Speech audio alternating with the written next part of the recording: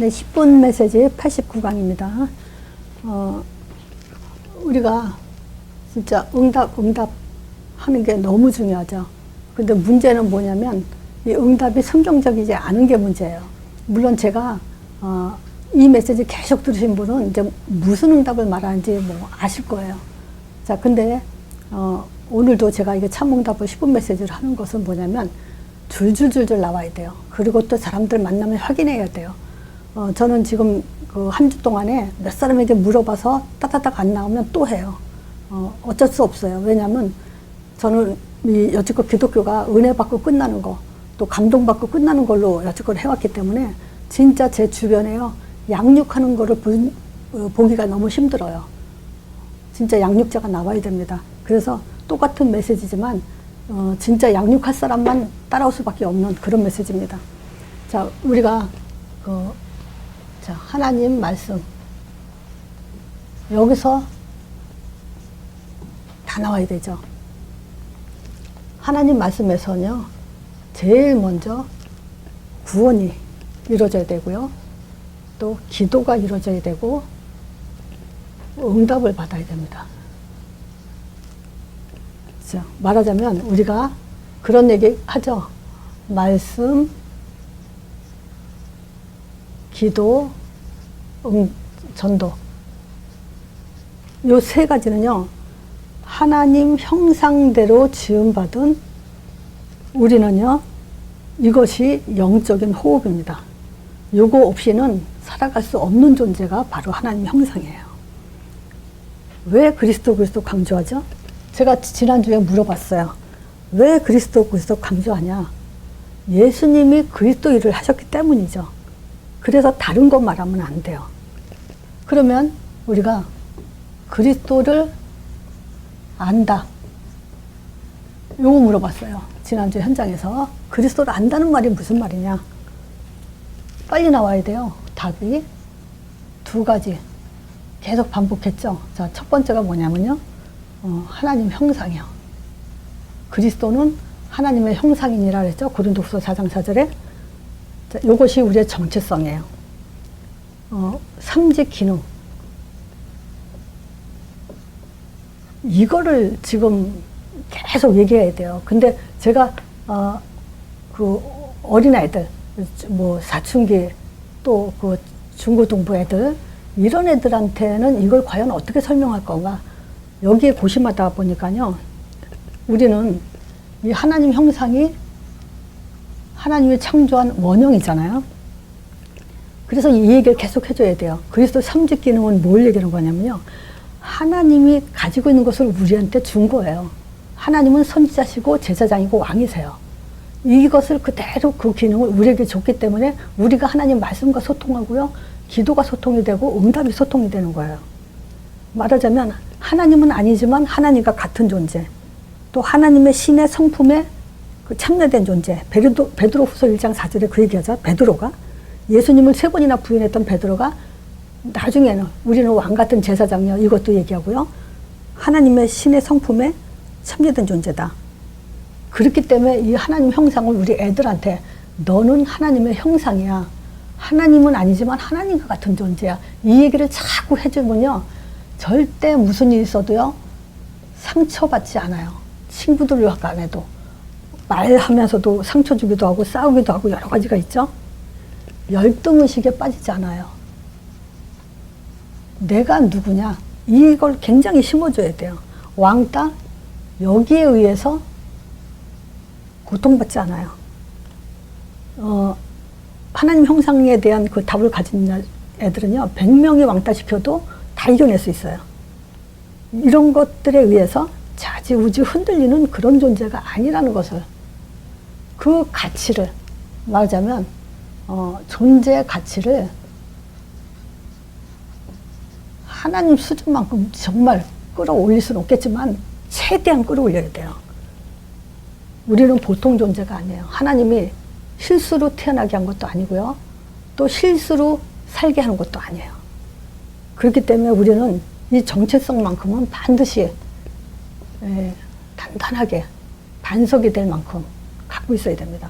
사실 반석이 되는 것도 하나님 형상이라는 여기서 지금 반석이 될 수 있는 거지. 내가 나를 모른다. 그 사람들이 자살하고 내 가치를 이렇게 하찮게 여기고 그런 상처받고 막 살고 하는 이유들이 뭐겠어요? 자기가 누군지 모르기 때문에 일어나는 일이죠. 그러니까 왜 사는가 이렇게 허망하기도 하고 공허하기도 하고. 자, 왜 그러냐? 그리스도를 안다. 여기 창세기 3장 문제 때문에 그래요. 인간의 근본 문제가 있어요. 이 문제에서 비롯되었어요. 그래서 그리스도를 안다는 것은 바로 이 두 가지가 이제 딱 나와야 됩니다. 그리스도를 모르면 어떻겠어요? 영적 죽음이죠. 그래서 이제 우리는 영적 죽음을 뭐라고 얘기하냐면요. 그리스도의 삼직 기능, 삼직 기능이 파괴된 거야. 병들었다. 찌그러졌다. 뭐 이 의미죠. 히브리서 그래서 2장 15절에 보면요. 죽기를 무서워함으로써 일생에 매어서 종노릇하는 존재예요. 물론 에베소서에 허무가 죄로 죽었죠. 그래서 세상 풍속을 쫓고 공중권세 잡은 자, 또 하늘의 악에 있는 영들에게 흘려다니는 그런 삶을 살죠. 그게 바로 영적 죽음이에요. 또 요한복음 8장 44절. 저는 가끔 이 요한복음 8장 44절을 거짓의 아비, 또 욕심, 여기에 초점을 둘 때 있고 거짓의 아비에 초점을 둘 때도 있어요. 신분이 마귀자녀, 여기도 초점을 둘 때가 있어요. 근데 오늘은요, 진리에 절대 설 수 없어요. 자, 그래서 진리에 설 수 없는 이 사람은요, 창세기 6장 5절에 보면요, 그렇겠죠? 자기 모양 좋은 대로 이제 시집장가를 가죠. 그러니까 네피림 시대가 일어나잖아요. 그러면서 하나님이 뭐라고 얘기하죠? 이 사람에 대해서. 여호와께서 사람의 죄악이 세상에 꽉 찼다고 얘기해요. 근데 이 사람들이 착한 사람이 없었겠어요? 효자도 있고 선한 사람도 있고 남을 배려하는 사람도 다 있겠죠.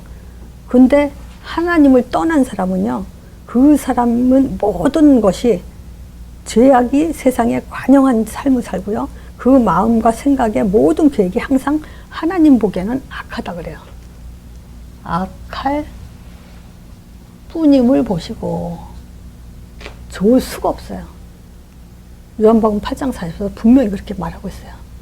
그리스도를 모르면요, 절대 진리에 설 수가 없어요. 자, 우리가 참 응답을 받기 위해서는 나의 그리스도 맞냐? 뭘로 알 수 있을까요? 예수 이름이에요. 마태복음 1장 1절. 그 이름을 예수라 하라. 이는 자기 백성을 저희 죄에서 구원할 자다. 1장 21절이죠. 기독교인들이요, 전부 다 1년 안에 구원의 길을 할 수 있어요. 이 구원의 길만 할 수 있어도요, 진짜 기독교가 이렇게 개척교회 변하지 못할 정도로 그렇게 힘들지 않을 거예요. 자, 인간은요, 지금 창세기 3장 여기서 빠져나와야 돼요. 이 근본 문제에서 빠져나와야 돼요. 그리고 불신자 상태 속에서 빠져나와야 됩니다. 예수님이 그렇게 오신 거예요. 이 문제를 해결하려고. 예수 이름을 영접하는 순간 이 창세기 3장 문제에서 빠져나오고요. 불신자 상태에서 벗어나요. 자, 그리고 예수님은요, 그 이름을 구원자라라. 그 이름을 마태복음 1장 23절에는 임마누엘이라 하라 그랬어요. 자, 그래서 임마누엘은 뭐죠? 성령이 내주됨으로 인해서 신자의 축복이 7가지가 주어지죠. 성령 내주, 성령 하나로 성령 내주, 성령 인도, 성령 역사, 기도응답 받죠. 성령의 권세, 성령의 권능, 성령의 보증, 그리고 성령의 증거, 세계복만 축복. 당연히 따라오게 되는 거예요. 자, 그래서 예수 이름 부른 자에게는 마태복음 16장 16절 고백하는 자. 자, 그러면서 예수 이름의 뜻이 두 가지 뭔지를 정확하게 아는 자에게는요, 응답이 받게 되죠. 말하자면 영적 사실을 알게 되죠. 자, 다니엘서 6장 10절이요. 다니엘에 대한 얘기를 알죠? 지금 뭐랄까, 총리하고, 이런 사람들이 다니엘을 시기 질투해서, 왕에게, 절하게 하고, 다른 신에게 절하는 거를 죽게 할 정도로 그렇게 이제 모략을 꾸미죠. 그걸, 다리오 왕이 게임에 넘어가서 조서의 어인을 찍어요. 근데 잡혀온 곳이 바로 다니엘이 잡혀오죠. 그래서 다니엘서 6장 10절에 보면요, 조서의 어인이 찍힌 것을 알고도 자기 입에 들어가서, 그 말은 뭐죠? 조서의 어인이 찍혔다. 이 말은 뭐냐? 죽을 줄 알고도 이 말을 하는 거예요. 그리고 예루살렘, 이거 예루살렘 약자입니다. 예루살렘을 향하여, 이 말은 뭐냐면 언약의 하나님을 향하여, 이 말이에요. 자, 예루살렘 향해서 열린 창에서 전에 행하던 대로, 늘 하던 대로 하루에 3번씩 무릎 꿇고 기도하면서 어떻게 감사하면서 기도했다는 거예요. 모든 문제 속에서 감사 기도가 나왔다는 거예요. 자, 그러면서 다니엘서 6장 24절에 보면요, 총리와 방백들이 지금 누구죠? 총리와 방백. 총리, 방백. 이 사람들은 누구냐? 대적들이죠. 대적자. 다니엘을 죽이려 하는 자, 대적자라고 할 수 있죠? 사단. 그렇게 말해도 돼요. 자, 이 사람들이 왕의 명령을 내려서 다니엘을 참수한 그 사람을 끌어오게 하죠. 왕의 명령을 내려가지고. 근데 다니엘이 끌려오잖아요. 그래서 다니엘을 지금 사자굴 속에 집어넣을 때 다리오 왕이 얼마나 다니엘을 사랑했는지 살리려고 애를 썼을 때 이 총리와 방백들이 가서 그랬잖아요. 당신이 도장 찍었기 때문에 끝났다. 더 이상 이 법을 바꿀 수 없다. 이 얘기 하잖아요. 그 왕도 못 바꾸는 그 언약이죠. 조서의 언이 찍은 것은 왕도 못 바꾼다는 얘기죠. 그대로 이제 다니엘을 사자굴 속에 넣을 때 다리오 왕이 그래요. 다니엘한테 너가 섬기는 그 하나님이 너 살려줄 거다.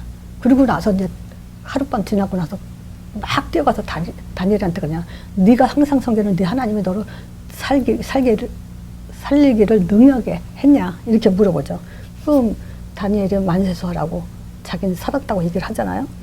자, 그때 뭐냐, 화가 나서 그때 다리오 왕이 그 총리와 방백들뿐만이 아니라 그 처와 자식까지도 사자굴 속에 싹 다 집어넣어요. 함께. 그러니까 복음을 대적하는 자들은요, 자기만 죽는 게 아니에요. 그 자녀들 후세 3, 4대까지 멸망한다는 그 말 그대로 성취되죠. 자, 다니엘서 6장 21절과 22절. 자, 이때 다리오 왕이 갔을 때 다니엘이 한 말이에요. 왕이여 만세하옵소서 하면서 뭐냐면, 나의 하나님이 이미 앞서서 다 준비해 놓으셨다. 어떻게? 천사들을 보내서 그 입을 봉해놨다. 자, 요 얘기가 뭐죠? 조서의 어인이 찍힌 것을 알고도 예루살렘을 향하여 반석 같은 믿음을 가졌고요. 음부의 권세가 이기지 못했죠. 자, 그리고 천국 문이 열죠. 천사들을 앞서 향하게 했죠. 자, 요 응답을 받는 사람이 진짜 참 제자예요. 요 사람은요, 현장 정복하게 돼 있어요. 자, 그래서 우리 아이들이요, 정말 내 아이들이 이런 믿음을 가질까? 정말 이런 운부의 권세를 가질 수 있을까? 정말 천국문을 여는 응답을 받을 수 있을까? 이걸 생각하시라고 제가 참 응답을 다시 한번 얘기하는 겁니다. 이게 지금 우리가 그냥 성경을 읽고 말로 하는 그런 정도의 수준으로 생각한다면 안 돼요. 진짜 부모부터 자녀까지 진짜 조소의 어인이 찍힌 것을 알고도 예루살렘을 향하여 이게 돼야 됩니다. 그리고 진짜 그 대적들이 스스로 무너지는 그런 시간표가 와야 되고요. 하나님은 벌써 이미 앞서 제자들 앞에 하나님은 이 일을 행하신다는 걸 알고 계셔야 됩니다. 그래서 진짜 참 응답을 받는 제자, 현장을 정복하는 제자의 응답이 그대로 우리가 정말 우리 자신부터 자녀 또 만남 속에서 이 응답이 그대로 성취되길 바랍니다. 그래서 복음은요, 기도로 연결되고요. 그 기도가 바로 응답입니다. 그래서 복음이 그냥 복음기도 응답이에요. 그게 힘입니다. 그게 진짜 참 응답이고. 그래서 예수 이름 부른 자에는 구원자 임마누엘의 축복 분명히 하나님은 약속대로 이루십니다. 그러면 저렇게 세 가지 응답 주신다고 했잖아요. 결국 이건 또 사도행전 2장 응답과 같은 거예요. 그래서 응답 그러면 벌써 이 세 가지 응답과 사도행전 2장 응답을 말하는 사람들 많을 거예요. 근데 알면 뭐합니까? 진짜 죽음을 각오할 만큼 반석 같은 믿음이 돼야 됩니다. 그런 의미에서 또 우리 자녀들이 과연 이 응답을 받을 수 있는가에 대한 그런 생각에서 다시 한번 이제 말씀드립니다. 자, 이걸로 마치겠습니다.